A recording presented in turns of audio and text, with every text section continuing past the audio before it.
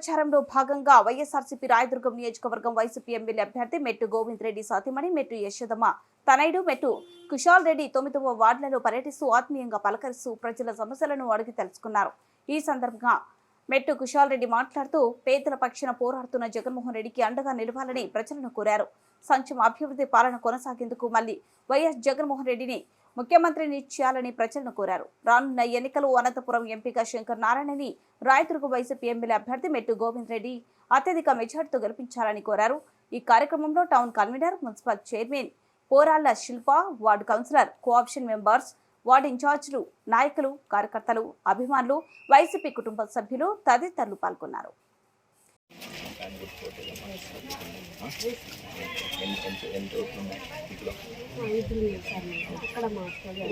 అమ్మఒడి వస్తుందమ్మా.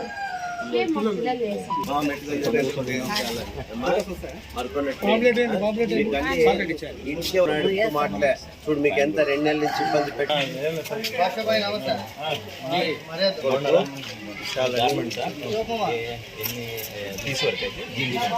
బెంగళూరా.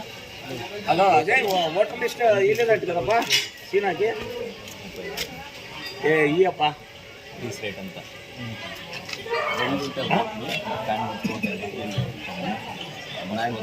ఫోన్ చేయి. ఫోన్ చేసి మీరు ఎట్టిచ్చినారు అది ఇదని.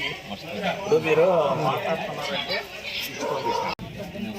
2 గంటల పొద్దున్న 5-6 కల్లా కూర్చున్నాను.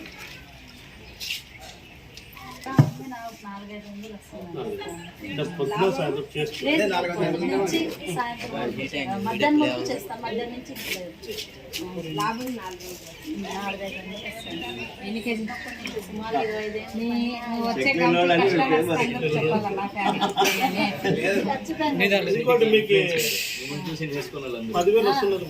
వచ్చింది.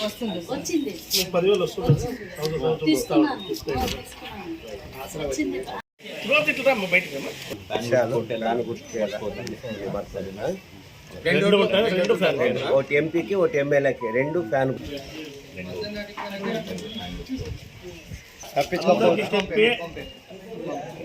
అందరికి చెప్పి ఫ్యాన్ కేపీయాలి. పింఛన్ వస్తున్నది కదా. 2 ఓట్లు ఉంటాయి ఎంపీకి, ఎమ్మెల్యేకి 2 ఫ్యాన్ గుర్తు అవుతారు. మర్చిపోదాం ఇంకంత చెప్పి చెప్పండి.